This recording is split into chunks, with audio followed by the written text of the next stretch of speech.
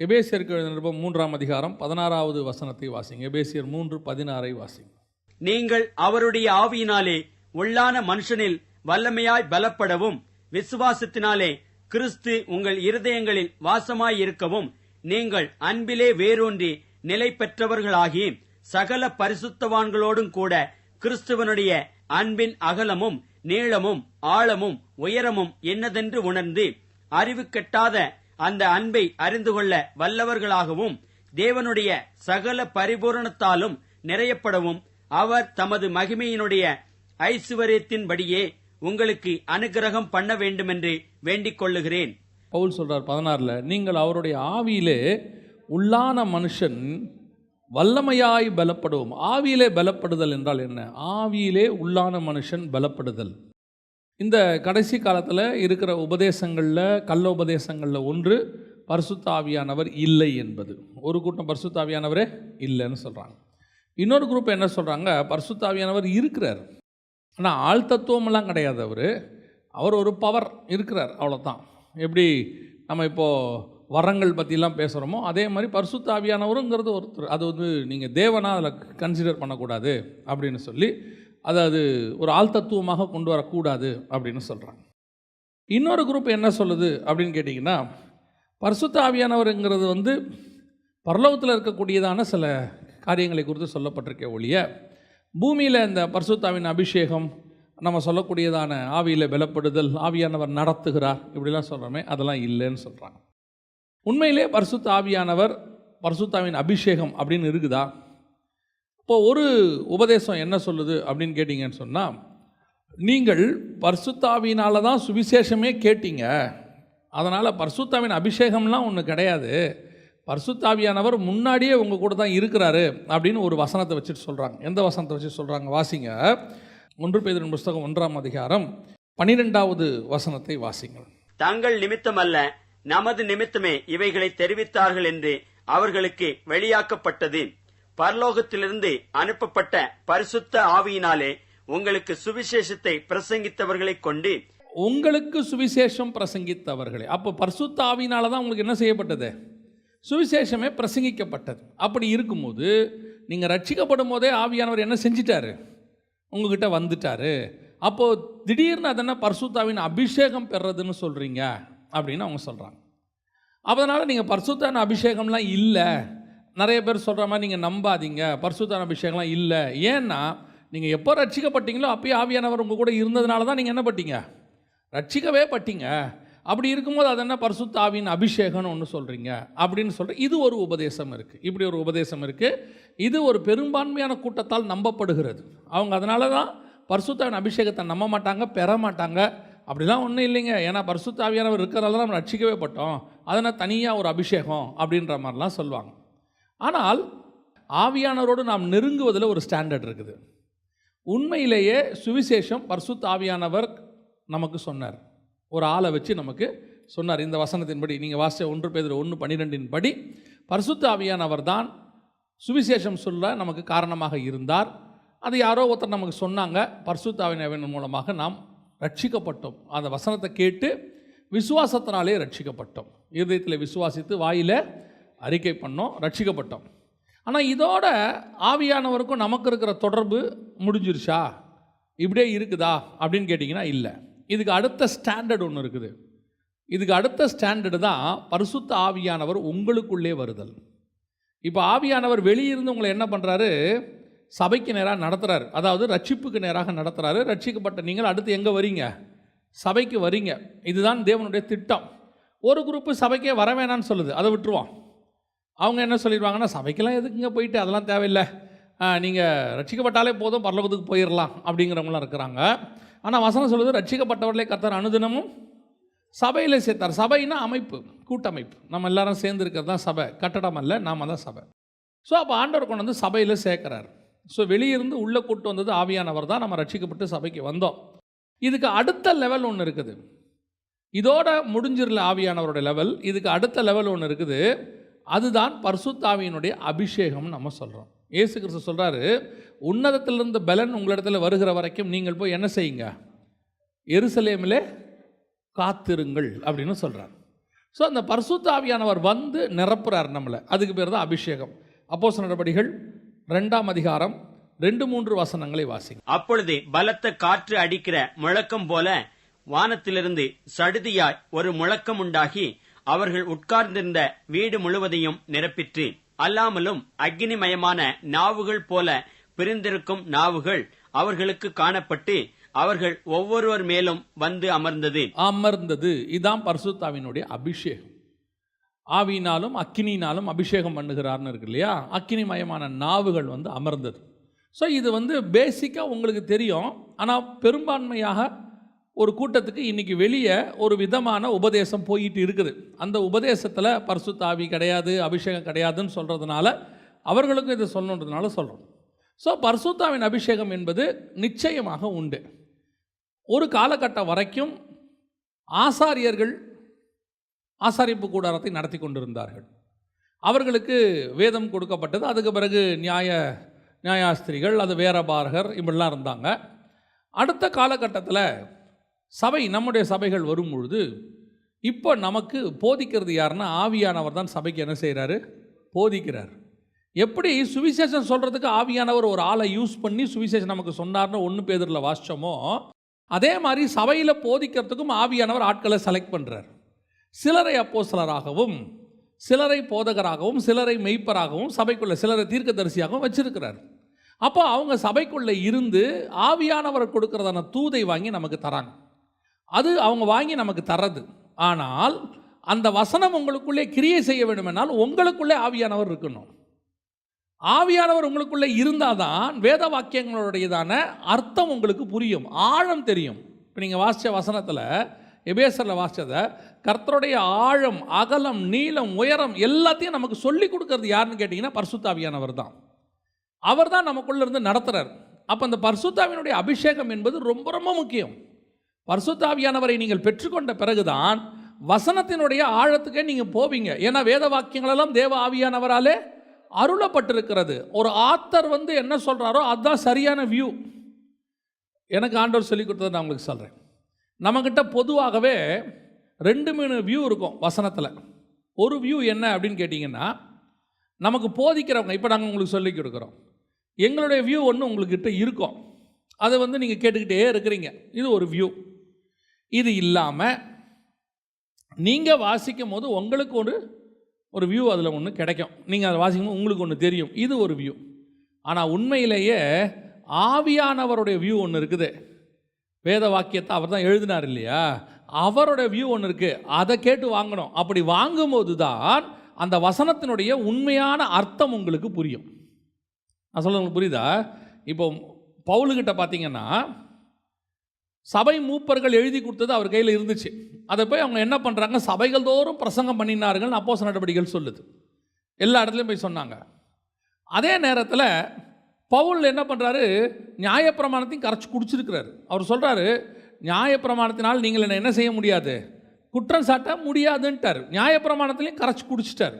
இதை 2ஐயும் தாண்டி 3ஆவதாக பவுல் சொல்கிறாரு, உங்களுக்கு ஒப்புவித்ததை கர்த்தரிடத்தில் பெற்றுக்கொண்டேன். கம்யூனியன் ஆக்சுவலாக யார் அவருக்கு சொல்லி கொடுத்துருக்கணும்? கம்யூனியன் பற்றி அந்த ராத்திரியிலே அவர் அப்பத்தை எடுத்து பிட்டு இதை யார் சொல்லி கொடுத்துருக்கணும்? அப்போஸ்தலர்கள் சொல்லி கொடுத்துருக்கணும். அவங்க சொன்னாங்க, நீங்கள் நைட்டுப்பா இயேசு கிறிஸ்து போகிறதுக்கு முந்தின நாள் அப்பத்தை எடுத்தாரு, பிட்டாரு, கொடுத்தாரு அப்படின்னு சொல்லி கொடுக்கணும்ல. அவங்க சொல்லி கொடுக்கலங்கிறத பவுல் நமக்கு தெளிவாக சொல்கிறாரு. உங்களுக்கு ஒப்புவித்ததை கர்த்தரிடத்தில் பெற்றுக்கொண்டேன். அப்போ ஒரே கம்யூனியனுக்கு எத்தனை வியூ இருக்குது பாருங்கள். ஒன்று சபை மூப்பர்கள் அவருக்கு சொல்லி கொடுத்தது ஒன்று இருக்கு, அவர் நியாயப்பிரமாணத்தில் படித்தது ஒன்று இருக்கு, அதையும் தாண்டி கர்த்தர் கொடுத்தது ஒன்று இருக்கு. இந்த இடத்துக்கு தான் நீங்கள் நானும் வரணும். இதுதான் ஆவியானவராலே நடத்தப்படுதல். ஒவ்வொரு வேத வசனத்தையோ அல்லது கர்த்தரிடத்திலிருந்து விளக்கத்தையோ பெற்றுக்கொள்ள வேண்டுமானால் உங்களுக்குள் ஆவியானவர் இருந்து அதை படிக்க வைக்கணும். இப்போ போதிக்கிறதை கேட்கிறது நல்லது. ஒரு ரெஃபரன்ஸ், ஒரு கதை ஒன்று சொல்லுவாங்க, நீங்கள் கேட்டிருப்பீங்க. ஒருத்தன் புதையல் தோண்டிக்கிட்டே போனானா, ஒரு 5 அடி தோண்டிட்டானா, புதையல் என்ன செய்யலை, கிடைக்கலையா. அப்புறம் அவன் போயிட்டானா, அடுத்து ஒருத்தன் வந்தானா, அவன் 1 அடி தோண்டினானா, தோண்டினோன்னு என்ன கிடச்சிருச்சு, புதையல் கிடச்சிருச்சு. இதில் கொஞ்சம் வித்தியாசம். இப்போ நாங்கள் சொல்கிறது, நாங்கள் உங்களை 5 அடி வரைக்கும் நடத்துவோம், நீங்கள் தான் அடுத்த 2 அடி தோண்டணும். அப்போ தான் உங்களுக்கு ஒரு புதையல் கிடைக்கும். நாங்கள் ஏன் உங்களை 5 அடி வரைக்கும் நடத்திட்டோம் தெரியுமா? 5 அடி வரைக்கும் தோணுனதில் எங்களுக்கு ஒரு புதையல் கிடச்சிச்சு. புரியுதா? அந்த புதையலை நாங்கள் எடுத்துக்கிட்டோம். அந்த புதையல்லேருந்து உங்களுக்கும் கொஞ்சம் கொடுத்துட்டோம். இப்போ நாங்கள் போயிட்டோம். இப்போ நீங்கள் என்ன நினைக்கிறீங்க? அவர் கொடுத்த புதையல்லையே வச்சு நம்ம என்ன செய்யலாம், காலத்தை ஓட்டிடலான்னும் போது அப்படி போகிறவங்களும் இருக்காங்க. இன்னும் கொஞ்சம் ஆள் இந்த இடத்துல இந்த ஆள் தோண்டினானே, 5 அடியில் ஒரு புதையல் வந்துச்சே, நாம் ஒரு 2 அடி தோண்டி தான் பார்ப்போமே, நமக்கு ஏதாவது கிடைக்குதா, தோண்டுனா இன்னொரு புதையல் அடுத்த 2 அடியில் இருக்கும். வேத வசனத்தை பொறுத்த வரைக்கும் இயேசு வர வரைக்கும் நீங்கள் தோண்டிக்கிட்டே இருக்கலாம், புதையல் வந்துக்கிட்டே இருக்கும். புது புது காரியங்களை ஆவியானவர் உங்களுக்கு சொல்லி கொடுத்து கொண்டே இருப்பார். நீங்கள் அதுக்கு தான் பிரயாசப்படணும். கேட்கறது சந்தோஷம், ஐயோ அவருடைய செய்தி கேட்டாங்க ரொம்ப நல்லா இருந்துச்சு, சந்தோஷம். அதிலிருந்து அடுத்த ஸ்டெப்புக்கு நான் போகணும். அடுத்து அது உள்ள என்ன இருக்குது, வேற என்ன டைமென்ஷன் இருக்குது? இதுதான் ஆவியானவர் உங்களுக்குள்ளே வரும்போது நடக்கிறதான சம்பவம். அதனால தான் பரிசுத்த ஆவி அவர்களுக்குள்ளே வந்தது அப்படின்னு பார்க்குறோம். சரி, இது ஒரு ஸ்டாண்டர்ட். நீங்கள் பரிசுத்த ஆவியை பெற்றுக்கொண்டது ஒரு ஸ்டாண்டர்ட். ஒரு காலகட்டத்தில் பரிசுத்த ஆவியை நீங்கள் பெற்றுக்கொண்டீர்கள், இது ஒரு ஸ்டாண்டர்ட். நிறைய பேர் என்ன செய்கிறாங்கன்னா, இதோடைய தங்கள் வாழ்க்கையை என்ன பண்ணிடுறாங்க, ஓட்டி முடிச்சிடுறாங்க. பரிசுத்த ஆவியை பெற்றுக்கொண்டோமே, அடுத்த ஸ்டாண்டர்டுக்கு போனோமா? நல்லா தெரிஞ்சுக்கொள்ளுங்க, ஆவிக்குரிய வாழ்க்கை என்பது வளர்ச்சி நிறைந்தது. ஆவிக்குரிய வாழ்க்கை எப்பவுமே எப்படி வளர்ச்சி நிறைந்தது. ஒரு இடத்துல நிற்கவே நிற்காது. வசனம் சொல்லுது, அவர்கள் மகிமையின் மேல் மகிமை அடைந்து பரிசுத்தம் உள்ளவன் இன்னும் பரிசுத்தமாகட்டும், நீதி செய்கிறவன் இன்னும் நீதி செய்யட்டும். அடுத்த லெவலுக்கு போயிட்டே இருக்கணும். ஒரு இடத்துல நீங்கள் போதுன்ற திருப்தி உங்கள் ஸ்பிரிச்சுவாலிட்டிக்குள்ளே வந்துருச்சுன்னா நீங்கள் செத்துட்டீங்கன்னு அர்த்தம். ஸ்பிரிச்சுவலி புரியுதா நான் சொல்கிறது? ஸ்பிரிச்சுவாலிட்டி நம்ம என்ன ஆகிட்டோம், அந்த இடத்துல சாக தொடங்கிட்டோன்னு அர்த்தம். ஆனால் ஸ்பிரிச்சுவலி வளர்ந்துகிட்டே இருக்கணும். இப்போ பாருங்கள், மோசே முட்செடியில் ஆண்டவரை பார்க்குறாரு. இதுவே மகா மேன்மையானது. மகா மேன்மையான நம்ம லைஃப்பில் முட்செடியில் ஆண்டவர் அந்த அவியாத முட்செடியை பார்த்துருக்குறோமா? நம்ம பார்க்குறதெல்லாம் எரிஞ்சு போகிறது தான் பார்த்துருக்குறோம் இல்லையா? நம்ம பார்க்குற எல்லாமே என்னவாயிடுது, எரிஞ்சு போயிடுது. எரியாத முட்செடியை பார்க்குறாரு. இதுவே இருக்கிறதுலே பயங்கரமான விஷன். சரி, ஓகே. அடுத்து ஆண்டவர் சொல்கிறாரு, மலைக்கு மேலே ஏறி வான்றார். அங்கே போகிறாரு, அது ஒரு விஷன். அதுக்கப்புறம் ஒரு மேகம், ஆண்டவர் சொல்கிறாரு, உன்னை குறித்த பயம் அவர்களுக்கு உண்டாகும்படி நான் என்னுடைய மகிமையெல்லாம் அவர்களுக்கு காட்டப் போகிறேன், நீ மலைக்கு மேலே வா. வந்தார். இப்போ 2வது ட்ரிப்பு, ஒரு கரு மேகம் வந்து மூடுது, இடி மின்னல் எல்லாம் வருது. கீழே இருக்கிறவன் பயப்படுறான், இவர் மேகத்துக்குள்ளே போயிட்டார். இது அத்தப்பட்ட மகிமை. அதான் மகிமையின் மேல் மகிமை அடைந்து. ஆனால் மோசேக்கு அது திருப்தி ஆகவே இல்லை. அவருக்கு திருப்தி ஆகலை. அடுத்து என்ன பண்ணுறாரு தெரியுமா? ஒரு இடத்துல ஆண்டவரை பார்த்து கேட்குறாரு, ஆண்டவரே நான் உம்முடைய மகிமையை பார்க்க வேண்டும். ஓ, இவ்வளோ பார்த்தி, அது என்னையா பார்த்த? அதெல்லாம் இருக்கட்டும் ஆண்டவரே, உங்ககிட்ட இன்னும் கொஞ்சம் இருக்கும், அடுத்த லெவலுக்கு என்னை கூட்டிகிட்டு போங்க. கர்த்தர் சொல்கிறாரு, இல்லை என்ன பார்க்கணுன்ற, முகமுகமாக பார்க்கணும். இப்போ ஃபார்முலாவே மாற்றுறாரு. என்ன ஃபார்முலா மாற்றுறாரு?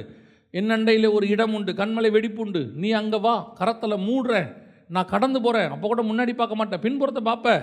மோசே கேட்டாச்சு, பார்க்கணும்னு கேட்டாச்சு, எப்படியாவது பார்க்க வச்சுருவோம். இதுதான் மகிமையின் மேல் மகிமை அடைதல். அடுத்த லெவலுக்கு ஆவிக்குரிய வாழ்க்கையில் வளர்ச்சி போயிட்டே இருக்கணும். அதனால தான் நான் சொல்வேன், தானியேலுடைய ஆவி நமக்கு கண்டிப்பாக வேணும். 6ஆம் அதிகாரத்தில் விளக்கத்தை கேட்க ஆரம்பிப்பாங்க ஆண்டவர்கிட்ட. 7ஆம் அதிகாரத்தில் ஆண்டவரை பார்த்து கேட்பான், இந்த 10 கொம்புகளை குறித்தும் இந்த சின்ன கொம்பை குறித்தும் நான் அறிய ஆவலாக இருந்தேன். 7ஆம் அதிகாரத்தில் கேட்டவன் சாக போகிற வரைக்கும் கேள்வி கேட்டுக்கிட்டே இருப்பான். இந்த 1335 நாளை குறித்தும் இந்த 2300 நாளை குறித்தும் அது விளக்க என்ன. ஆண்டவர் கடைசி என்ன தெரியுமா சொல்லுவார்? பரவாயில்ல தானியேலே, ரெஸ்ட் எடு, பரவாயில்ல. ஆண்டவர் சொல்லுவார், நீயோ போய் என்ன செய்ய, இளைப்பாரி கொண்டு, அது முடிவு காலத்துக்குரியது. நீ என்னப்பா நீ இப்படி வேலை பார்க்குற? அதுதான் ஆவிக்குரிய வளர்ச்சி. இன்னைக்கு ஸ்பிரிச்சுவலி பரிசுத்த ஆவியை பெற்ற உடனே ஒரு திருப்தி. ஆவியை பரிசுத்த ஆவியை நாங்கள் பெற்றுட்டோம், அப்புறம் அவ்வளோதான். பரிசுத்த ஆவியை பெற்று 25 வருஷம் ஆச்சு. அடுத்த லெவலுக்கு என்ன போனீங்க? அதுக்கு அடுத்த லெவல் போனீங்க. நான் மினிஸ்ட்ரியை பற்றி பேசவே இல்லை, ஸ்பிரிச்சுவல் ஸ்டாண்டர்டை பற்றி பேசுகிறேன். ஸ்பிரிச்சுவலி நம்ம எந்த அளவுக்கு போகணும்? இப்போ பரிசுத்த ஆவியை பெற்றவங்க அடுத்து இன்னொரு லெவல் இருக்குது, அந்த லெவலுக்கு போகணும். எந்த லெவலுக்கு போகணும்? வாசிங்க, வெளிப்படுத்தின விசேஷம் 1ஆம் அதிகாரம் 10வது வசனத்தை வாசிங்க. கர்த்தருடைய நாளில் ஆவிக்குள்ளானேன். ஆவிக்குள்ளானேன்னா என்ன? 3வது வசனம் வாசிங்க. அல்லாமலும் அக்கினிமயமான நாவுகள் போல பிரிந்திருக்கும் நாவுகள் அவர்களுக்கு காணப்பட்டு அவர்கள் ஒவ்வொருவர் மேலும் வந்து அமர்ந்தது. இப்போ பரிசுத்த ஆவி எனக்குள்ள வந்தாரு. யாருக்குள்ள? யோவானுக்குள்ள. அந்த 120 பேர்ல யார் இருக்கிறா? யோவானும் இருக்கிறார். அவருக்குள்ள வந்தார். ஆனால் வெளிப்படுத்தல் 1:10 சொல்லுது, கர்த்தருடைய நாளில் ஆவிக்குள்ளானேன். பரிசுத்த ஆவியானவர் எனக்குள்ள வந்தது ஒரு காலம். இப்போ எனக்கு ஒரு 90 வயசு ஆக போகுது. யோவானுக்கு அப்போ 90 வயசு, பத்மதீவில் 90 வயசு ஆக போகுது. இப்போ ஆவியானவருக்குள்ள நான் வளர்ந்துருக்கிறேன். இப்போ ஆவிக்குள்ள நான் போயிட்டேன். ஆவி எனக்குள்ள வந்த காலம் போச்சு. இப்போ நான் என்னவாயிட்டேன்? ஆவிக்குள்ள போயிட்டேன். என் மாம்சத்துக்குள் ஆவியானவர் இருந்தது போக ஆவியானவருக்குள் என் மாம்சம் போய்விட்டது. எனக்குள்ள ஆவியானவர் இருந்தால் நான் அவரை கண்ட்ரோல் பண்ணுறேன்னு அர்த்தம். அவர் வந்து பாவத்தை குறித்தும் நீதியை குறித்தும் கண்டித்து உணர்த்துவார். அவர் வந்து உணர்த்தும் போது நான் கேட்பேன், கேட்காம போவேன், கீழ்ப்படியாமல் போவேன், பின்மாற்றம் அடைவேன், பாவத்தில் விழுவேன், திருப்பி மன்னிப்பு கேட்பேன். இதெல்லாம் நடக்கும். ஏன்னா இப்போ ஆவியானவர் எங்கே இருக்கிறாரு? எனக்குள்ளே இருக்கிறாரு. ஆனால் ஆவிக்கு உள்ள நான் போயிட்டேன்னு வச்சுக்கோங்க, நான் பாவமே செய்ய மாட்டேன். ஏன்னா under the control of the spirit. ஆவியானவருக்குள்ளே நான் போயிடுவேன். அதான் வசனம் சொல்லுது, கர்த்தருடைய நாளில் ஆவிக்குள்ளானேன். இதுதான் அடுத்த ஸ்டாண்டர்ட். இந்த இடத்துக்கு தான் நீங்களும் நானும் வரணும். பரிசுத்த ஆவியை பெற்றதோடையே நீங்களும் நானும் திருப்தி அடைஞ்சிட்டோம். ஆவியானவர் வந்தார், என்னை சுத்திகரிச்சுக்கிட்டே இருக்கிறாரு, க்ளீன் பண்ணிகிட்டே இருக்கிறார், க்ளீன் பண்ணுறாரு, பண்ணிகிட்டே தான் இருக்கிறார். எப்போ வரைக்கும் க்ளீன் பண்ணுறாரு? சாவர வரைக்கும். பரிசுத்த ஆவி உனக்குள் இருக்கும்போது ஏன் உன்னால் பாவத்தை மேற்கொள்ள முடியவில்லை? ஏன்னா ஒரு காலகட்டம் வரைக்கும் ஆவிக்கும் மாம்சத்துக்குமான போராட்டம் என்ன செய்யுது? நடந்துக்கிட்டே இருக்கு.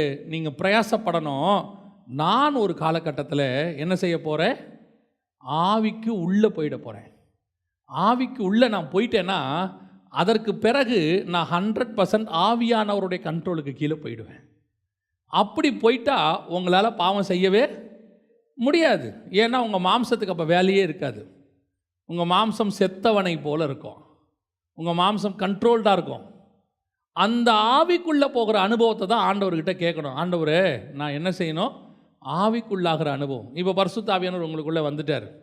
அப்போஸ்தலர் 2ஆம் அதிகாரத்தில் வந்துட்டார். வந்தபோது பரிசுத்த ஆவியானவர் பேசுகிறாரு. பரிசுத்த ஆவியானவர் பேசுகிறத அந்நிய பாஷையோ அவங்க பல பாஷைகள் பேசுகிறாங்க, பற்பல பாஷைகள். அப்படி பேசும்போது ஜனங்கள் கேட்கிறார்கள் இல்லையா? ஆனால் ஆவிக்குள்ளே நீங்கள் போயிட்டீங்கன்னு வச்சுக்கோங்களேன், என்ன நடக்கும் தெரியுமா? வாசிங்க. 1ஆம் அதிகாரம் 10ஆம் வசனம். எக்கால சத்தத்தை போல ஒரு பெரிதான சத்தத்தை கேட்டேன். அதோட அர்த்தம் என்ன தெரியுமா? நீங்கள் ஆவிக்குள்ள ஆகும்போது முதல்ல நடக்கிற விஷயம், பரிசுத்த ஆவி உங்களுக்குள்ளே வரும்போது நீங்கள் பேசுகிற அந்நிய பாஷையோ பற்பல பாஷையோ வியாக்கானமோ தீர்க்க தரிசனமோ எல்லாத்தையும் ஜனங்கள் கேட்பார்கள். ஏன்னா இப்போ ஆவியில் நிறைஞ்சு நீங்கள் பேசுகிறீங்க. பரிசுத்த ஆவியானவர் உங்களுக்குள்ளிருந்து பேசுகிறார். அதான் சொல்கிறாங்க. இப்போ சபையில் பேசும்போது நீங்கள் பேசும்போது பாஸ்டர் நம்ம பேசும்போது நம்ம என்ன சொல்கிறோம்? பாஸ்டர் நீங்கள் பேசும்போது ஆறுதலாக இருந்துச்சு, நீங்கள் பேசும்போது கர்த்தர் எனக்கு பதில் கொடுத்தாரு, நீங்கள் பேசும்போது என்ன நடந்துச்சு? எனக்குள்ள ஒரு ஹீலிங் நடந்துச்சு, நான் ஒரு கேள்வி கேட்டுக்கிட்டே வந்த ஆண்டவர் எனக்கு பதில் தந்தார். இதெல்லாம் ஏன் சொல்கிறோன்னா ஆவியானவர் பேசுகிறார். ஆனால் நீங்கள் ஆவிக்குள்ள ஆகிட்டா என்ன ஆகும் தெரியுமா? நீங்கள் பேச மாட்டீங்க, தேவன் பேசுவார், நீங்கள் கேட்பீங்க உட்காந்து. தேவன் உங்க கூட பேசுவார். இடி முழக்கத்தை போல ஒரு சத்தத்தை கேட்டேன், எக்கால சத்தத்தை போல ஒரு சத்தத்தை கேட்டேன், திரளான ஜனத்திரளை போல ஒரு சத்தத்தை கேட்டேன். காட் சவுண்ட் உங்களுக்கு கேட்கும். இதுதான் ஆவிக்கு உள்ளாகிற அனுபவம். ஃபஸ்ட்டு அந்த ஆவிக்குள்ளானீங்கன்னா முதல்ல நடக்கிறது கர்த்தருடைய சத்தத்தை கேட்கலாம். கர்த்தருடைய சத்தம் என்ன செய்யலாம்? கேட்கலாம். எப்போ கேட்கலாம்? நீ கர்த்தரோடு கூட இருக்கும்போது அதை என்ன செய்யலாம்? கேட்கலாம். பல நேரங்களில் கர்த்தருடைய சத்தத்தை நம்ம எப்படி நினச்சிக்கிறோம்? இப்போ நாங்கள் இங்கேருந்து பேசுகிறோம் இல்லையா, இது உங்கள் கிட்ட ஆவியானவர் பேசுகிறார். ஆனால் சத்தம் எங்களுது, பேசுகிறது ஆவியானவர். ஆனால் தேவன் பேசும்போது தேவனுடைய சத்தமே உங்களுக்கு கேட்கும். அதுதான் ஆவிக்குள்ளாகிற அனுபவத்தில் நடக்கிற ஒரு சம்பவம். அவன் சொல்கிறான் பாருங்க, இடி முழக்கத்தை போல ஒரு சத்தத்தை நான் கேட்டேன். பாருங்க, பவுல் போயிட்டுருக்கிறாரு, தமஸ்குக்கு போயிட்டு இருக்கும்போது அவருக்கு ஒரு சத்தம் கேட்குது. அந்த சத்தத்தை பாருங்கள், வசனம் சொல்லும், இடி முழக்கத்தை போல ஒரு சத்தத்தை கேட்டேன். வாசிங்க, அந்த வசனத்தை வாசிங்க பார்ப்போம். அப்போஸ்தலர் நடபடிகள் 9ஆம் அதிகாரம் 4வது வசனம். அவன் தரையிலே விழுந்தான். அப்பொழுது, சவுலே, சவுலே, நீ என்னை ஏன் துன்பப்படுத்துகிறாய் என்று தன்னுடனே சொல்லுகிற ஒரு சத்தத்தை கேட்டான். 22:7 அப்போஸ்தலர் நடபடிகள் சொல்லுது. அவனே சொல்றான், நான் ஒரு சத்தத்தை கேட்டேன். வாசிங்க பாப்போம் 22:7. நான் தரையிலே விழுந்தேன். அப்பொழுது சவுலே சவுலே, நீ என்னை ஏன் துன்பப்படுத்துகிறாய் என்று என்னுடனே சொல்லுகிற ஒரு சத்தத்தை கேட்டேன். அதற்கு நான், ஆண்டவரே, நீர் யார் என்றேன். அவர், நீ துன்பப்படுத்துகிற நசரேயனாகிய இயேசு நானே என்றார். என்னுடனே கூட இருந்தவர்கள் வெளிச்சத்தைக் கண்டு பயமடைந்தார்கள். என்னுடனே பேசினவருடைய சத்தத்தையோ அவர்கள் கேட்கவில்லை. பேசினவருடைய சத்தத்தையோ, இதுதான் நமக்கு டிஃபரன்ஸ். தேவன் உங்ககிட்ட பேசும்போது கர்த்தருடைய சத்தம் உங்களுக்கு கேட்கும், கூட இருக்கிறவனுக்கு கேட்காது. நிறைய பேர் கேட்குறாங்க, வருகையில் வரும்போது எக்காலம் ஊதுதே, எல்லாருக்கும் கேட்குமா? ஆண்டவர் நினச்சா உங்களுக்கு மட்டும் கேட்கும்படி வைப்பார். ஆண்டவர் நினச்சாரா உங்களுக்கு மட்டும் கேட்கும். இந்த வசனம் எவ்வளோ அழகாக இருக்கு பாருங்க. 22 வசனம் சொல்லுது, என் கூட இருந்தவர்கள் அந்த சத்தத்தை கேட்கவில்லை. நீங்கள் ஆவிக்குள்ள ஆகும்போது கர்த்தருடைய சத்தம் உங்களுக்கு கேட்கும். அதான் ஃபஸ்ட்டு அனுபவம். ஆண்டவர் உங்களோட பேசுவார். இந்த அனுபவத்துக்கு நீங்கள் வந்துட்டீங்கன்னா, ரெண்டாவது நீங்கள் ஆவிக்குள்ள ஆகும்போது என்ன வரும் பாருங்க. வாசிங்க வெளிப்படுத்தல் 4:1-2. இவைகளுக்கு பின்பு இதோ பரலோகத்தில் திறக்கப்பட்டிருந்த ஒரு வாசலை கண்டேன். முன்னே எக்கால சத்தம் போல என்னுடனே பேச நான் கேட்டிருந்த சத்தமானது, இங்கே ஏறி வா, இவைகளுக்கு பின்பு சம்பவிக்க வேண்டியவைகளை உனக்கு காண்பிப்பேன் என்று விளம்பினது. உடனே ஆவிக்குள்ளானேன். அப்பொழுது இதோ வானத்தில் ஒரு சிங்காசனம் வைக்கப்பட்டிருந்தது. சத்தத்தை கேட்டுக்கிட்டே இருந்தாரு. அடுத்த ஸ்டாண்டர்ட் என்ன தெரியுமா? பார்க்க தொடங்குகிறார். இவைகளுக்கு பின்பு சம்பவிப்பதை நான் உனக்கு காண்பிப்பேன், வா. இதுதான் அடுத்த லெவல், உங்கள் ஆவிக்குரிய வாழ்க்கையினுடைய அடுத்த லெவல். எவ்வளோ நாளைக்கு நீங்கள் நடக்கிற சம்பவத்தையே பார்த்துக்கிட்டு இருக்க போகிறீங்க? எவ்வளோ நாளைக்கு நீங்கள் பழைய சம்பவத்தையே பார்த்துக்கிட்டு இருக்க போகிறீங்க? இன்னொன்று இருக்குது, இனி சம்பவிப்ப போகுதை நான் உனக்கு காண்பிப்பேன், வா. இதுதான் ஆவிக்குள்ளாகிற அனுபவம். நல்லா தெரிஞ்சுக்கொள்ளுங்க. இந்த வேதத்தில் சொல்லப்பட்டிருக்கிற எத்தனையோ மகத்துவங்கள் இருக்குது. அதில் மறைக்கப்பட்ட மறைபொருள் எத்தனையோ இருக்குது. அதை கர்த்தர் நமக்குன்னே வச்சிருக்கிறார். நம்முடைய வேலை அதை போய் வாங்கிறது தான். உங்களுக்கு கர்த்தர் வச்ச பொக்கிஷம் எப்போ தொடங்குது தெரியுமா? எப்போ நீங்கள் பரிசுத்த ஆவியை பெற்று ஆரம்பிச்சிங்களோ அப்பத்துலேருந்தே கர்த்தர் உங்களுக்குன்னு கொஞ்சம் ட்ரெஷரை பைபிளில் வச்சுக்கிட்டே இருப்பார். உங்களுக்கு, நம்மளை பொறுத்த வரைக்கும் பைபிளில் சொன்னது ஒன்று, ஊழியக்காரங்க நமக்கு சொல்லுவாங்க, படித்தோம், கேட்டோம், சந்தோஷமாக போனோம், அதில் ஒரு திருப்தி. அவர் பேசினார், கேட்டோம், ரொம்ப பிரயோஜனமாக இருந்துச்சு, வெரி குட். ஆனால் இதுக்கு அடுத்து ஒன்று இருக்குது, உங்களுக்குரியது பைபிளில் இருக்குது. அதை ஆண்டவர்கிட்ட போய் கேட்கணும். ஆண்டவரே, நான் எனக்கு வச்சதை என்ன செய்யணும்? பார்க்கணும். ஆண்டவரே, முதல்ல கேட்கணும். நிறைய விஷயங்கள் ஆண்டவர்கிட்ட ஸ்டாண்டர்டில் வளரும் போது கொஞ்ச நாள் கர்த்தருடைய சத்தத்தை மட்டும்தான் நீங்கள் கேட்க முடியும். கர்த்தருடைய சத்தத்தை கேட்கணும். சாமுவேலே சாமுவேலேன்னு கூப்பிடுவார், சவுலே சவுலேன்னு கூப்பிடுவார். கர்த்தருடைய சத்தத்தை யாக்கோவை பார்த்து கூப்பிடுவார். ஆண்டவர் பேசுகிற தேவன், நம்ம பேசுகிற தேவனை வச்சுருக்கிறோம். முதல்ல அவர் சத்தத்தை கேட்க தொடங்கணும். அதற்கு பிறகு ஆவிக்குள்ளே நீங்கள் வளர வளர கர்த்தர் உங்களுக்கு தரிசனங்களை காட்டத் தொடங்குவார். எந்த தரிசனம் தெரியுமா? இவைகளுக்கு பின்பு சம்பவிப்பதை நான் உனக்கு காண்பிப்பேன். இதுதான் அடுத்த லெவல், உங்கள் ஆவிக்குரிய லெவல். ஆண்டவர் நமக்கு வச்சதை பார்க்க தொடங்கணும். பவுல் பாருங்கள், ஆரம்பத்தில் அவருடைய சத்தத்தை கேட்டார் தானே, அவருடைய சத்தத்தை கேட்டார். உங்களுக்கு ஒப்புவித்ததை கர்த்தரிடத்தில் பெற்றுக்கொண்டேன் எல்லாம் கேட்டார். அடுத்த லெவலுக்கு பவுல் போகிறார் பாருங்க. அவருடைய ஆவிக்குரிய ஸ்டாண்டர்ட் இன்னும் மேலே போகுது. 2 கொரிந்தியர் 12:3 வசனம் வாசி. அந்த மனுஷன் பரதீசுக்குள் எடுக்கப்பட்டு மனுஷர் பேசப்படாததும் வாக்கு கட்டாததுமாகிய வார்த்தைகளை கேட்டான் என்று அறிந்திருக்கிறேன். பரதீசிக்குள்ள போயிட்டார் பாருங்க. இப்ப அடுத்து எடுத்துட்டு போயிட்டார். இதான் செகண்ட். ஆவிக்குள்ள ஆகும்போது கர்த்தர் உங்களை என்ன பண்ணுவார் தெரியுமா? அடுத்த லெவலுக்கு அவர் இருக்கிற இடத்துக்கு எடுத்துட்டு போவார். இப்போ பரிசுத்த ஆவியானவர் வரும்போது மேல் வீட்டறையில் எல்லார் மேலேயும் அவர் வந்து என்ன செஞ்சார்? இறங்கினார். ஆனால் ஆவிக்குள்ளாகும்போது என்ன ஆகும் தெரியுமா? அவர் இருக்கிற இடத்துக்கு உங்களை கூட்டிகிட்டு போய் தரிசனங்களை காட்டுவார். இவைகளுக்கு பின்பு சம்பவிப்பதை காட்டுவார். இந்த ஸ்டாண்டர்டுக்கு வரணும். இது பவுலுக்கு மட்டும்தான் கிடையாது, யோவானுக்கு மட்டும்தான் கிடையாது. வாசிங்க 37ஆம் அதிகாரம் எசேக்கியேல் புஸ்தகம் 1வது வசனத்தை வாசிங்க. கர்த்தர் என்னை ஆவிக்குள்ளாக்கி வெளியே கொண்டு போய் எலும்புகள் நிறைந்த பள்ளத்தாக்கில கொண்டு போய் விட அடுத்து வெளியே கூட்டு போயிடுவார். இது ஆவிக்குள்ளாகிற அனுபவம். அடுத்து போய் ஒரு விஷன் காட்டுவார். அவர் காட்டுற இடத்துக்கு உங்களை கூட்டிட்டு போவார். வெளிப்படுத்தல் 17:3 வாசிங்க பார்ப்போம். ஆவிக்குள் என்னை வனாந்தரத்திற்கு கொண்டு போனான். ஆவிக்குள் என்னை, நான் ஆவிக்குள் ஆயிட்டா தான் அடுத்த லெவல் வனாந்தரத்துக்கு கூட்டு போறாரு, எலும்புகள் நிறைந்த பள்ளத்தாக்கு கூட்டிட்டு போறாரு. இப்போ பாருங்க, ஆவிக்குள்ளாக்கி கர்த்தர் ஒவ்வொரு இடமா என்ன செய்றாரு, கொண்டு போறாரு. இதுதான் அடுத்த ஸ்டாண்டர்ட். உங்கள் ஆவிக்குரிய வாழ்க்கையினுடைய ரெண்டாவது ஸ்டாண்டர்ட். ஃபஸ்ட்டு பரிசுத்த ஆவியை பெற்றீங்க, இது ஃபஸ்ட்டு லெவல். ரெண்டாவது லெவல் ஆவிக்குள்ளே போனீங்க, இது ரெண்டாவது லெவல். மூணாவது லெவல் ஆவிக்குள்ளே போகும்போது நீங்கள் அவருடைய சத்தத்தை கேட்க தொடங்குவீர்கள். நாலாவது லெவல் அந்த சத்தத்தை கேட்கிற ஒரு காலகட்டத்தை தாண்டும் போது தரிசனத்தை பார்க்க தொடங்குவீர்கள். கர்த்தர் உங்களுக்கு வைக்கிறத நீங்கள் பார்க்க தொடங்குவீங்க. கர்த்தர் உங்களை கூட்டிகிட்டு போக தொடங்குவார். ஒவ்வொரு இடமா கர்த்தர் உங்களை கொண்டு போய் அவர் தனக்கு வெளிப்படுத்த வேண்டியவர்களை கொண்டு போய் வெளிப்படுத்துவார். இதுதான் கர்த்தர் உங்ககிட்டையும் எங்ககிட்டையும் எதிர்பார்க்கிற காரியம்.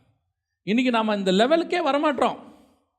நம்ம கிடைச்சதுலேயே சாட்டிஸ்ஃபேக்ஷன், இது வரைக்கும் நம்ம கிடைச்சதுலே திருப்தி ஆகிட்டோம். போதும், சந்தோஷம், நல்ல வசனம் கிடச்சிச்சு. நான் சொல்கிறேன், இது உங்களை புஷ் பண்ணுறது, அவ்வளோதான். உங்கள் ஆவிக்குரிய வாழ்க்கையில் உங்களை நாங்கள் உந்தி தள்ளுறது தான் சபை. இது ஜஸ்ட் அ புஷ். நீங்கள் தான் உங்கள் வாழ்நாள் எல்லாம் அடுத்த லெவலில் ஆவியில் வளர்ந்துக்கிட்டே போகணும். சபை என்பது உங்களை உருவாக்குகிற இடம். சபையோட வேலை என்ன? உங்களை ரெடி பண்ணி ஒரு பக்கம் ஊழியத்துக்கு அனுப்புறது, அது வேற. ஸ்பிரிச்சுவலி டெவலப் பண்ணி விடணும். இன்னும் போங்க, கர்த்தருடைய சமூகத்துக்கு போங்க, உட்காருங்க, ஆவிக்குள்ளாகிற அனுபவத்துக்குள்ளே வாங்க. அங்கே உட்காரும் போது அவருடைய சத்தத்தை நீங்கள் கேட்க தொடங்குங்க. இந்த சத்தத்தை கேட்கும் போது கர்த்தர் உங்களிடத்தில் அநேக ரகசியங்களை பேசுவார். அடுத்து ஆவிக்குள்ளாகிற இடத்துக்கு வாங்க, கர்த்தர் உங்களுக்கு தரிசனங்களை காண்பிக்க தொடங்குவார்.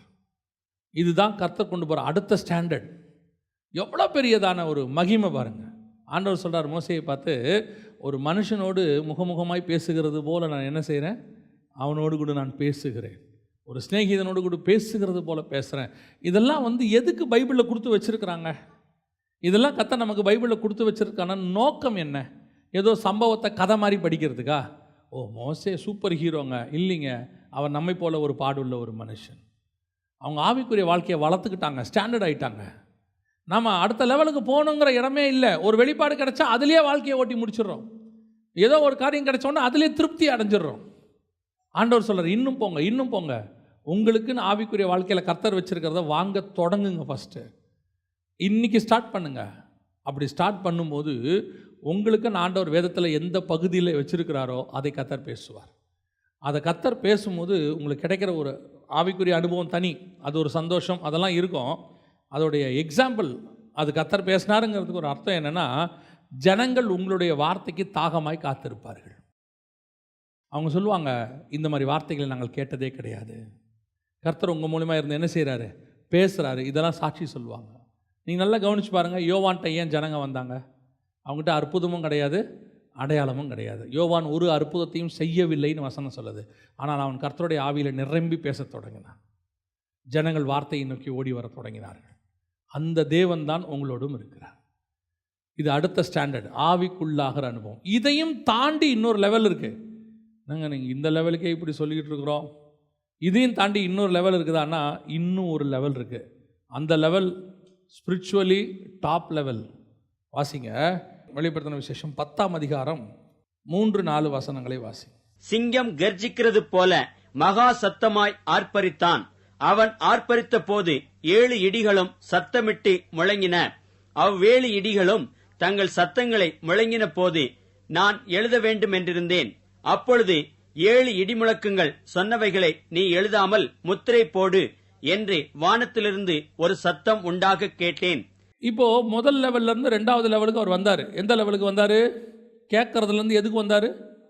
பார்க்கறதுக்கு வந்தார். அந்த 10:1 கூட நீங்கள் வாசிச்சீங்கன்னா வசனம் எப்படி இருக்கும்? பின்பு பலமுள்ள வேறொரு தூதன் வானத்திலிருந்து இறங்கி வர கண்டேன். பார்க்குற லெவலுக்கு வந்துட்டார். கேட்குற லெவல் ஒன்று இருக்குது, அடுத்து பார்க்குற லெவல்.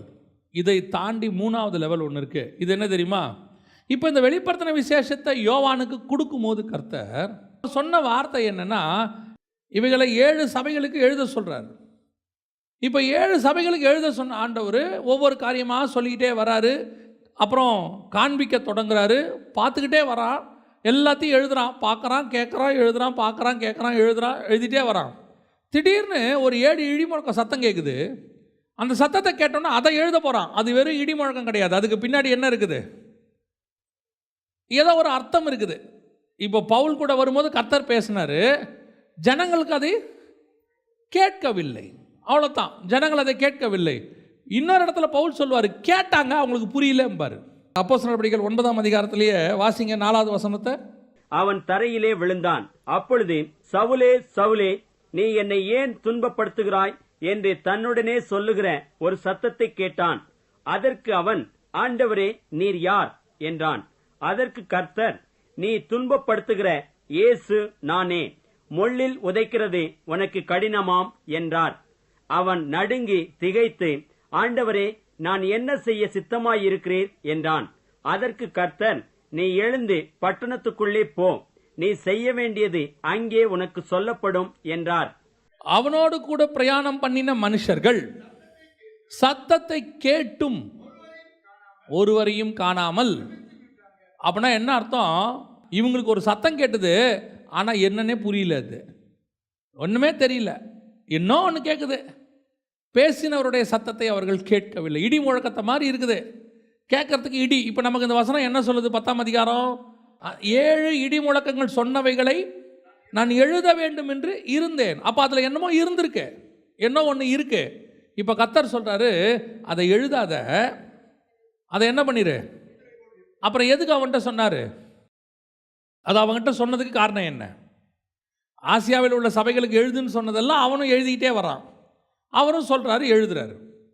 இப்போ ஒரு விஷயத்தை கொண்டு வந்து சொல்லிட்டு சொல்கிறாரு, இதை என்ன செய்யாத, எழுதாத, இது நீ யாருக்கும் சொல்லாத. அப்போ அது யாருக்கு சொன்னார்? மற்றவங்களுக்கு சொல்ல வேணான்னு சொல்லிட்டாரு. அப்போனா இவர் யார், அதை அவன்கிட்ட சொல்லியிருக்கவே கூடாது. அப்போ அவங்ககிட்டையும் சொல்கிறாரு, மற்றவங்களுக்கு சொல்லாதேங்கிறாரு. அப்போ அது யாருக்கு? அது அவனுக்கு, யோவானுக்குரியது, அவனுக்குரிய ரகசியம். அது அவனுக்கு புரியுது. ஆண்டவர் சொல்கிறாரு, யாருக்கிட்டையும் சொல்லாத, அதை நீ அப்படியே சீல் பண்ணி வச்சிரு. இதுதான் அடுத்த ஸ்டாண்டர்ட், கர்த்தருடைய ஸ்டாண்டர்ட்.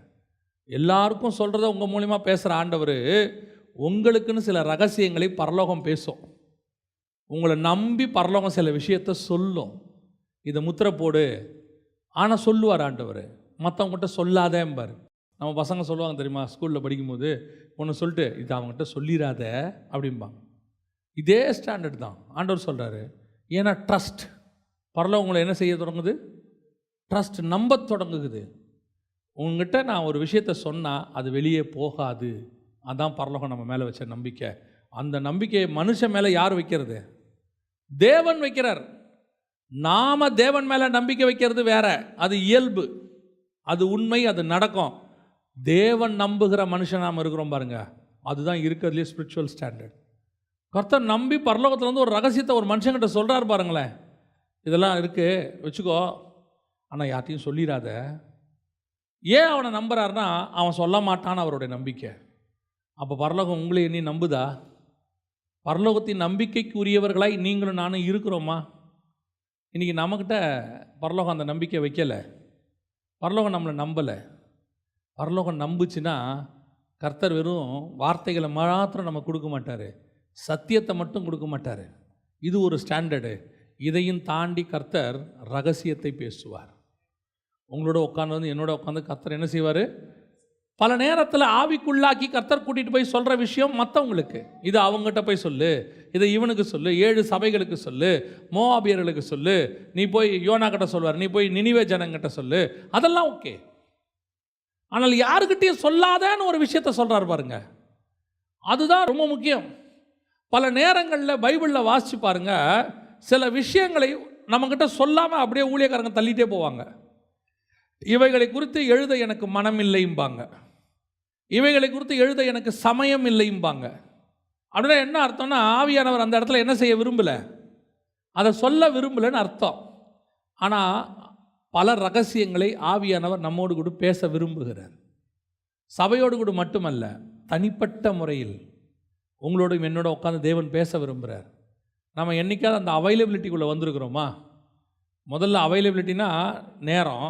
அந்த நேரத்தில் தேவன் சொல்கிற இடத்துக்கு நம்ம வந்தால் தான் இது நமக்கு கேட்கும். பல நேரத்தில் நம்ம தேவன் சொல்கிற இடத்துக்கு வர்றதே இல்லை. அந்த சில நேரத்தில் நீங்கள் பார்த்தீங்கன்னா, கூட்டமாக ஃபேமிலியாக போயிட்டுருப்பாங்க, எல்லாரும் பேசுவாங்க. எல்லாரும் பேசும்போது, கணவன் மனைவி பேசும்போது ஒரு பொதுவான காரியத்தை தான் பேச முடியும். எல்லாரும் இருக்கும்போது பேசும்போது என்ன செய்வாங்க? நார்மல் விஷயங்களை பேசுவாங்க. ஆனால் 2 பேர் மட்டும் போகும்போது தான் பர்சனலாக பேசுவாங்க. அந்த இடத்துக்கு தான் நீங்கள் நானும் வரணும். பர்சனலையும் தாண்டி பல நேரங்களில் கணவன் மனைவியாக இருந்தாலும் தங்களுடைய பாஸ்ட் லைஃப்பில் நடந்ததான சில விஷயங்களை மறைச்சே வச்சுருப்பாங்க. சொன்னால் என்ன வந்துடும்? பிரச்சனை வந்துடும்னு. எப்போ நான் சொன்னால் பிரச்சனை வராதுன்னு ஒரு நம்பிக்கை வருதோ அப்போ தான் அவங்க சொல்லுவாங்க, உங்ககிட்ட மறைக்க எனக்கு மனசு இல்லை, நான் உண்மையை என்ன செஞ்சிடறேன் சொல்லணும்னு. அந்த உண்மையை அவங்க சொல்லணுன்னா உங்கள் மேலே அவங்களுக்கு என்ன வரணும்? நம்பிக்கை வரணும். அதே மாதிரி ஒரு நம்பிக்கையை பரலோகம் உங்கள் மேலேயும் என் மேலேயும் வைக்கணும். அந்த நம்பிக்கையை பரலோகம் உங்கள் மேலேயும் என் மேலேயும் வச்சா மட்டும்தான் நீங்களும் நானும் கர்த்தரிடத்திலிருந்து ரகசியத்தை பெற்றுக்கொள்ள முடியும். பொதுவாக நாம் ஒரு ஸ்டாண்டர்ட் 1லேயே இருந்து சாட்டிஸ்ஃபை ஆகி ஆவிக்குரிய வாழ்க்கையை முடிச்சுட்டு நாம் பரலோகத்துக்கு போகிறத தான் விரும்புகிறோம். ஆனால் தேவன் அதை விரும்பலை. இப்போ நீங்கள் உங்கள் பையன் இருக்கிறாரு, சில அப்பா அம்மா என்ன செய்வாங்கன்னா, எப்படியாவது பாஸ் பண்ணிடுறா, மானத்தை வாங்கிடாத அப்படிம்பாங்க சில அப்பா அம்மா. சிலர் என்ன சொல்லுவாங்க, இந்த நல்ல மார்க் எடுத்துடுறா, அப்போ தான் எதையாவது குரூப் எடுக்க முடியும் அப்படிம்பாங்க. ஆனால் சில அப்பா அம்மா அப்படி பேசவே மாட்டாங்க. அவங்க என்ன சொல்லுவாங்க தெரியுமா? டேய், கிளாஸ் ஃபஸ்ட்டு வரணும், கூடுமானால் ஸ்கூல் ஃபஸ்ட்டு வரணும், எங்கள் பரம்பரையில் நாங்கள் எல்லாம் நல்லா படித்தவங்க. அப்படி ஒரு ஸ்டாண்டர்ட் இருக்குது. இப்போ நம்ம எந்த ஸ்டாண்டர்டில் ஆவிக்குரிய வாழ்க்கையில் இருக்கிறோன்றது தான் முக்கியம். தேவனுடைய கண்கள் அப்படியே இருதயத்தை தேடிக்கிட்டே இருக்கும். எவன் கூட பேசலாம், யார் கூட பேசலாம். யோசிச்சு பாருங்கள், 12 சீஷர்கள் இருக்கிறாங்க. ஒருத்தங்கிட்டையும் ரகசியத்தை வெளிப்படுத்த முடியல அவரால். ஒருத்தன் மார்பில் சாஞ்சிருக்கான். அவன் போய் கேட்குறான், அந்த காட்டி கொடுக்குறவன்னு சொல்கிறீங்களே அது யார் அப்படின்னு.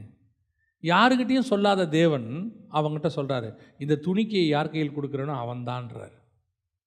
அவன் அன்றைக்கி ட்ரஸ்ட்ஃபுல்லாக அவர்கிட்ட இருந்தான்ல. கர்த்தர் என்ன நம்பிக்கையில் யோவான்ட்ட சொன்னார்னா, நான் சொல்லுவேன் அவன் என் பரலோக திட்டத்துக்கு அவன் தடையாக இருக்க மாட்டான். ஏன் பேதுருக்கிட்ட சொல்லலைன்னா, அவன் சொன்னால் உடனே இது உமக்கு நேரிடக்கூடாது, நான் உயிரை கொடுத்தாவது உங்களை காப்பாற்ற ஆண்டவரே, அவன் அப்படி சொல்லிடுவான் உடனே. கர்த்தருக்கு நம்பணும், ஆனால் அவன் என் திட்டத்தை மாற்றாதவனாகவும் இருக்கணும். பல நேரங்களில் பரலோகம் நம்மை நம்பாமல் போகிறதுக்கு அதான் காரணம். பரலோகத்தினுடைய நம்பிக்கைக்குரிய ஒரு மகனாக மகளாக நம்ம மாறணும். யோசித்து பாருங்கள், தேவன் நம்பி அவர் இருதயத்தில் உள்ளதை எங்கிட்ட சொல்கிறார். அது இதில் இன்னொரு பெரிய விஷயமும் இருக்குது. என்ன தெரியுமா? சில விஷயங்களை கர்த்தர் சொல்லுவார், சொல்லாதேன்னு சொல்கிறாரு, முத்திரை போடு அப்படின்னு. அந்த சொல்லாதேன்னு சொன்னால் சொல்லக்கூடாது. எந்த ஒரு விஷயத்தையும் பரலோகம் என்னையும் உங்களையும் சொல்லி என்ன செய்யணும்? நம்பணும். நம்பினா மட்டும்தான் உங்களையும் என்னையும் நம்பி ஆண்டவர் அநேக ரகசியங்களை பேச தொடங்குவார். இப்போ நமக்கு கிடைக்கிறதெல்லாம் வெளிப்பாடு, வசனத்திலிருந்து வெளிப்பாடு. இப்போ நம்ம 2வது லெவல் 3வது லெவலில் தான் இருக்கிறோம். இனி வரும் சம்பவங்களை கேட்க வேண்டியிருக்கு. இனி வரும் சம்பவங்களை மத்தேயு எழுதின சுவிசேஷம் 13ஆம் அதிகாரத்தில் 52வது வசனம் வாசிங்க. அப்பொழுது அவர் அவர்களை நோக்கி, இப்படி இருக்கிறபடியால் பரலோக ராஜ்யத்துக்கு அடுத்தவைகளில் உபதேசிக்கப்பட்டு தேறின வேத பாரகன் எவனும் தன் பொக்கிஷத்திலிருந்து புதியவைகளையும் பழையவைகளையும் எடுத்துக் கொடுக்கிற வீட்டெஜமானாகிய மனுஷனுக்கு ஒப்பாயிருக்கிறான் என்றார். அப்போ என்ன அர்த்தம்? இவங்கிட்ட 2 பொக்கிஷம் இருக்கணும். என்ன இருக்கணும்? ஒன்று புதுசு, இன்னொன்று இப்போ நம்மகிட்ட இருக்கிறதெல்லாம் பழசு, பழைய பொக்கிஷம். ஆனால் பொக்கிஷம், பழைய பொக்கிஷம். என்ன பொக்கிஷம்? பழைய ஏற்பாட்டில் புதஞ்சிருக்கிற பொக்கிஷம், புதிய ஏற்பாட்டில் புதஞ்சிருக்கிற பொக்கிஷம், இதெல்லாம் உண்மை. ஆனால் புதியதுன்னு ஒன்று இருக்குது, த நியூ ஒன். தேவன்கிட்டேருந்து வாங்கிறது, தேவன் நமக்கு சொல்லி கொடுக்கறது, அதிலிருந்து கிடைக்கக்கூடிய வெளிப்பாடு. இந்த புதுசு ஆண்டவர்கிட்ட வாங்கிக்கிட்டே இருக்கணும். அதை வாங்கிறது அடுத்த லெவல். இதையும் தாண்டி உங்களுக்குன்னு மட்டும் பரலோகம் ஒரு ரகசியம் வச்சுருக்கோம், அதை கர்த்தர்கிட்டேருந்து கேட்டு வாங்கணும். அதை வாங்கும்போது தான் தேவன் உங்களை நம்ப தொடங்கி இருக்கிறாருன்னு அர்த்தம். தேவன் நம்மளை நேசிக்கிறார், அது வேற. நம்புகிறாரா? ஆண்டவருக்கு நம்ம மேலே நம்பிக்கை வரணும், ஹெவன் நம்பணும். இவனை நம்பி நான் பேசுவேன், இவங்கிட்ட நான் ஒரு விஷயத்தை சொல்லுவேன், நான் சொல்கிறத அவன் சொல்லுவான், நான் சொல்லாததை அவன் சொல்ல மாட்டான். முத்திரை போடுனா போடுவான், முத்திரையை உடனா உடைப்பான். ஏன்னா அவன் என் நம்பிக்கைக்கு உரியவன். அல்லேலூயா. இது கடைசியாக முதல்ல பரிசுத்த ஆவியானவர் உங்களை சுவிசேஷத்துக்கு நான் நடத்தினார், உள்ளே வந்தார். அப்புறம் நம்ம உள்ளே போனோம், உள்ளே போய் கேட்டோம், பார்த்தோம், ரகசியத்தை வாங்கினோம். கடைசியாக இன்னும் ஒன்று இருக்குது, அதை மாத்திரம் சொல்லி முடிக்கிறேன். பரிசுத்த ஆவியானவர் என்ன செய்வார்? வாசிங்க, எபேசியர் 4:30. அன்றியும் நீங்கள் மீட்கப்படும் நாளுக்கென்று முத்திரையாக பெற்ற தேவனுடைய பரிசுத்த ஆவியை துக்கப்படுத்தாதிருங்கள். இப்போ இந்த பரிசுத்த ஆவிக்குள்ளே நீங்கள் போனீங்க, ரகசியம் வாங்கினீங்க, எல்லாம் செஞ்சீங்க, எல்லாம் உண்மை. ஆனால் வர வரைக்கும் இந்த ஆவியானவர் உங்கள் மேலே இருக்கணும். அதுதான் ரொம்ப முக்கியம். வர வரைக்கும் என்ன செய்யணும்? உங்கள் மேலே அது இருக்கணும், அவர் இருக்கணும். போக வாய்ப்பு இருக்குதா? இருக்கு. துக்கப்பட்டு ஒரு நாள் ஆவியானவர் என்ன செஞ்சிருவார்? நம்மளை விட்டு போயிடுவார். எத்தனையோ ரகசியங்களை. இப்போ நீங்கள் ஒரு உதாரணத்துக்கு தாவீதை எடுத்துக்கோங்க. 51ஆம் சங்கீதத்தில் அவன் பண்ணுற ஜெபத்தில் ஒரே ஒரு பாயிண்ட் என்னென்னா, உம்முடைய பரிசுத்த ஆவியை என்னை விட்டு எடுத்துக்கொள்ளாமலும். ஏன்னா யார் இந்த இவன்? அதுக்கு முன்னாடி கர்த்தருடைய யுத்தத்தை செஞ்சவன், கோலியாத்தை ஜெயிச்சவன், கர்த்தரிடத்துலேருந்து சத்தத்தை கேட்டவன், ஆண்டவரோட ஞானத்தை வாங்கினவன், அவ்வளவு ஒரு பவர்ஃபுல் கிங்கு பரிசுத்த ஆவியை துக்கப்படுத்திட்டான். வெளிப்பாடுகளை பெற்றவன், தேவனிடத்துலேருந்து என்ன இருக்குது? வெளிப்பாடுகளை பெற்றவன். எப்போ அவன் பரிசுத்த ஆவியை துக்கப்படுத்த தொடங்குறானோ, அவன் ஞானம் அவன் மேலே இருக்கும், அவனுக்கு கொடுத்ததான வரம் இருக்கும், அதெல்லாம் மாறாது. ஆனால் ஆவியானவர் அவன் மேலே இருக்க மாட்டார். அவனை மீட்கிறதுக்குன்னு கர்த்தருடைய நாள் வரும்போது பார்த்தீங்கன்னா, அது மரணமோ வருகையோ, மீட்கப்படும் நாளுக்கென்று முத்திரையான பரிசுத்த ஆவி தான் சீல், உங்கள் மேலே இருக்கிற சீல். இது இருக்குதான்னு, அவர் இருக்கிறாரான்னு அப்பப்போ என்ன பண்ணிக்கங்க? கிராஸ் செக் பண்ணிக்கங்க. ஏன் கிராஸ் செக் பண்ணிக்கிங்கன்னு சொல்கிறேன்னா, ஆவியானவர் வரும்போது தெரியும், போகும்போது தெரியாது. சிம்சோன் மேலே ஆவியானவர் வரும்போது தெரிஞ்சிச்சா இல்லையா? வந்த உடனே பெலிஸ்தரை அடித்தான், அந்த கழுதையோடைய தாடையை எடுத்து அடித்தான், கதவை ரெண்டாக உடச்சிக்கிட்டு போனான், 2 தூணை உடைச்சான். வரும்போது எல்லாம் தெரிஞ்சிச்சு. எப்போ போனார் அவனை விட்டு? ஒவ்வொரு வாட்டியும் போயிடுவார். அதனால தான் ஒவ்வொரு வாட்டியும் வசனம் சொல்லும், கர்த்தருடைய ஆவியானவர் அவன் மேல் இறங்கினார். அப்போ இறங்கினவர் ஸ்டாண்டர்டாக அவன் மேலே என்ன செய்யலை? இல்லை. அவன் எப்போ பெலிஸ்தர்கிட்ட போய் கல்யாணம் பண்ணானோ வெளியே போயிட்டார். எப்போ தெளிலாள் வீட்டுக்கு போனானோ போயிட்டார். எப்போ அவன் திராட்சரசத்தை அந்த சிங்கத்துக்கிட்ட இருந்து தேனை சாப்பிட்டானோ போயிட்டார். எப்பெல்லாம் துக்கப்படுத்துகிறோமோ அப்போல்லாம் ஆவியானவர் என்ன செஞ்சிடறாரு? போயிடுறார். அதனால தான் தாவீது சொல்கிறான், தயவு செஞ்சு எடுத்துடாதீங்க. ஏன்? நான் ராஜாவாக இருக்கிறது முக்கியம் இல்லை, எனக்கு தேவை பரிசுத்த ஆவியானவர், அதான் முக்கியம், அதுதான் முக்கியம். ஒரு நாள் ராஜ்யபாரம் அவன் கையை விட்டு போச்சு இதனால், ஆனால் ஆவியானவர் அவனை விட்டு போகல. திருப்பி ராஜ்யபாரத்தை கொண்டாந்தாச்சு, ஆனால் ஆவியானவர் போயிட்டார்னா கொண்டு வருது கஷ்டம். இன்றைக்கி நிறைய பேருடைய பிரச்சனை இன்றைக்கி அதுதான் இருக்குது. ஆனால் இவங்க யார்? பழைய காலத்தில் பார்த்தீங்கன்னா கர்த்தருக்காக வல்லமையாக பயன்பட்டவங்க, ரகசியத்தை வாங்கினவங்க. யூதாஸை எடுத்துக்கோங்களேன். யூதாஸ் போய் அவன் என்ன பண்ணுறான்? அற்புதங்களை செய்கிறான், பிசாசு துரத்துறான், எல்லா வேலையும் செய்கிறான். 2 பேராக போகும்போது அவனும் கூட போனான். ஒரு நாள் அவனை விட்டு ஆவியானவர் போயிட்டார். அதாவது அவனுடைய அழைப்பு அவனை விட்டு போயிடுச்சு. சாத்தான் உள்ளே புகுந்துட்டான். அவனுக்கு அது தெரியவே இல்லை பாருங்க. இதுதான் இன்றைக்கி பிரச்சனை. இன்றைக்கி நம்ம மேலே இருக்கிற அந்த ஆவியானவர், அதை பத்திரமா பார்த்துக்கணும். உங்களுடைய அற்புதம், உங்கள் மூலமாக நடக்கிறதான கிரியை, உங்கள் ஊழியத்தின் மூலமாக நடக்கக்கூடியதான வல்லமையான காரியங்கள், உங்ககிட்டேருந்து வெளிப்படக்கூடியதான காரியங்களை வச்சுக்கிட்டு ஆவியானவர் இருக்கிறார்னு டிசைட் பண்ணிடாதீங்க. நல்லா தெரிஞ்சுக்கொள்ளுங்க. நடக்கிற கிரியையை வச்சோ, உங்களுக்கு கிடைக்கிற ஆசீர்வாதத்தை வச்சுக்கிட்டோ, உங்களுக்கு வாழ்க்கையில் நடக்கிறதான சில பாசிட்டிவான சம்பவங்களை வச்சுக்கிட்டோ இன்னும் பரிசுத்த ஆவி என் மேலே இருக்கிறார் நீங்கள் நினைக்கவே கூடாது. உங்களுக்குள்ள இருக்கிற ஆவியானவர் உங்களுக்குள்ளே இருந்தால் அவர் கொடுக்குற பிரச்சனைய சந்தோஷம் இன்னும் இருந்துக்கிட்டே இருக்கும். உங்களோடு கூட அவர் நடக்கிறது உங்களுக்கு தெரியும். அந்த ஏற்கனவே சத்தத்தை கேட்டது, தரிசனத்தை பார்த்ததெல்லாம் உங்களுக்கு ஒரு ஆவிக்குரிய எக்ஸசைஸ் மாதிரி. அது உங்களை விட்டு போன உடனே உங்கள் இருதயத்தில் ஒரு துக்கம் வரும், ஒரு விதமான வேதனை வரும், ஆவிக்குரிய வாழ்க்கையில் ஒரு வீழ்ச்சி வந்த மாதிரி இருக்கும். அதுதான் நமக்கு சிக்னல், ரெட் சிக்னல் மாதிரி. அது வந்த உடனே ஓடிடணும் தேவ சமூகத்துக்கு. அதை கிடைக்கும் போதே ஆவியானவர் துக்கப்படுறாருங்கிறது நீங்கள் என்ன செய்யணும்? புரிஞ்சுக்கணும். அதுக்கு தான் ப்ரிஃபரன்ஸ் கொடுக்கணும். வேலை இருக்குது, நம்ம இன்றைக்கி முக்கியமான வேலை இருக்குது, இந்த நேரத்தில் இதெல்லாம் பார்த்துட்டு இருக்க முடியாது, போயிட்டு வந்து ஜோம் பண்ணிக்கலான்னு சொல்லி நீங்கள் வெளியே போயிட்டீங்க, பிசாசு உங்களை அழகாக அந்த வெளியே இருக்கிற சில ஆட்களோட ஜாலியாக உங்களை பழக வச்சு சாப்பாடு ரெஸ்டாரண்ட் போய் எல்லாம் அரட்டை அடித்து வரும்போது அந்த பரிசுத்த ஆவினால் வந்த துக்கத்தை மாயையான சந்தோஷத்தில் நிரப்பி உங்களை அந்த துக்கத்தை விட்டு தூரம் கொண்டு போயிடுவோம் பிசாஸ். இதெல்லாம் ப்ராக்டிக்கலாக நான் உங்களுக்கு சொல்கிறேன். தயவு செய்து பரிசுத்த ஆவியானவர் தான் இருக்கிறதுலே ரொம்ப இம்பார்ட்டன்ட். மீட்கப்படும் நாளுக்கென்று முத்திரையாய் பெற்ற பரிசுத்த ஆவி. அவர் தான் சீல், மேலே இருக்கிற சீல். அந்த சீலை பத்திரமா வச்சுக்கணும். அதே மாதிரி தான் நீங்கள் ரட்சிக்கப்பட்டாச்சு, ஆனால் பரிசுத்த ஆவி தான் முத்திரை. இவர் இருந்தால் தான் உங்களுக்கு மீட்பு. ஒவ்வொரு நாளும் சுய பரிசோதனை பண்ணி பாருங்கள். ஆவியானவர் இருக்கிறாரா, எனக்குள்ளே இருக்கிறாரா, இன்னும் இல்லை துக்கப்பட்டுக்கிட்டு இருக்கிறாரா, இந்த ஆரம்ப நிலையில் அப்படியே தான் இருக்கிறேனா, இன்னும் வளர்ச்சி வரவே இல்லையா, நாளுக்கு நாள் வளர்றேனா, ஆவியானவருக்குள்ளேருந்து ஒரு காலத்தில் ஆவிக்குள்ளே நான் போகிறேனா, அவர் சத்தத்தை கேட்குறேனா, அவருடைய தரிசனங்களை பார்க்குறேனா, கர்த்தர் என்னை நம்புகிற இடத்துக்கு நான் வந்திருக்கிறேனான்னு பார்க்கணும். இந்த ஆவிக்குரிய ஸ்டாண்டர்டில் நீங்கள் வளரும்போது நம்ம அத்தனை பேருமே யோவானை போல, எசேக்கியேலை போல, தானியேலை போல கர்த்தர் நம்மை நம்ப தொடங்குவார். கர்த்தர் ரகசியங்களை பேசுவார், பரலோகத்தினுடைய வெளிப்பாடுகளை கொடுப்பார். இன்னும் எவ்வளவோ கர்த்தரிடத்தில் பொக்கிஷம் இருக்குது. அதை வாங்குவதற்கு கர்த்தர் ஆட்களை தேடிக்கொண்டிருக்கிறார். அல்லேலூயா. நம்ம ஜெபம் பண்ண போகிறோம். தேவ சமூகத்தில் ஆண்டவரை நோக்கி பார்க்க போகிறோம். எல்லாம் கண்களை மூடுவோமா? நன்றி ஆவியானவரே, கோடான கோடி ஸ்தோத்திரங்கள், துதிகளை ஏறெடுக்கிறோப்பா. நீங்கள் இருந்த வண்ணமாக இருப்பது தேவனுடைய திட்டம் அல்ல. பரலோகம் உங்களுடைய ஸ்பிரிச்சுவல் ஸ்டாண்டர்டை ஒரு இடத்துல நிறுத்தி வைக்கணும்னு விரும்பவே விரும்பாது. அதான் ஆண்டவர் சொல்கிறார், என்னை போல மாறுங்கன்றார். இயேசுவை போல நீங்கள் மாறுற வரைக்கும் நம்ம இன்னும் வளர்ந்துக்கிட்டே இருக்கணும். ஒப்பு கொடுப்போம் ஆண்டவர்கிட்ட. ஆண்டவரே, ஆவிக்குரிய வாழ்க்கை இன்னும் வளரணும்ப்பா, இன்னும் வளர்ச்சி அடையணும்.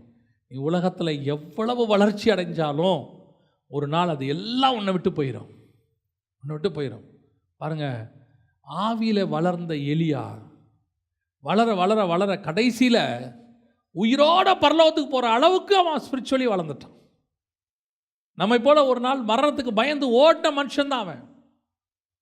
ஆனால் வசனம் சொல்லுது, மரணத்தையே காணாதபடிக்கு அப்படி வளர்றான் வளர்றான் வளர்றான், வளர்ந்துட்டே இருக்கிறான். பைபிளில் எல்லாருமே எடுத்த உடனே பயங்கர ஸ்பிரிச்சுவல் பர்சன் கிடையாது. அது தானியேலாக இருக்கட்டும், அது யோவானாக இருக்கட்டும், எல்லாம் நம்ம போல ஒரு அற்பமாக இருந்தவங்க தான். ஒரு இடத்துல வசனம் யோவானை பற்றி சொல்லுது, உயிர்த்தெழுதலை பற்றின வெளிப்பாடு அவர்களுக்கு இல்லைன்னு இருக்கு.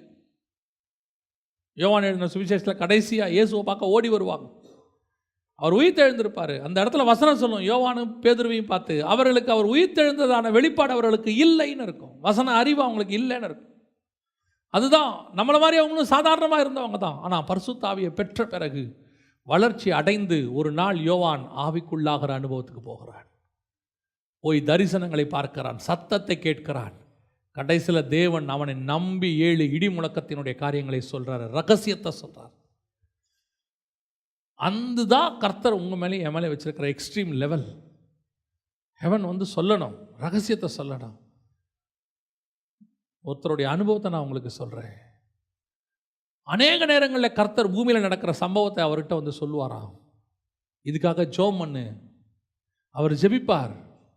பல நேரங்களில் அந்த ஜெபத்துக்கு பதிலாக கர்த்தர் அந்த பட்டணத்தை காப்பாற்றுவாராம், அந்த குடும்பத்தை காப்பாற்றுவாராம்.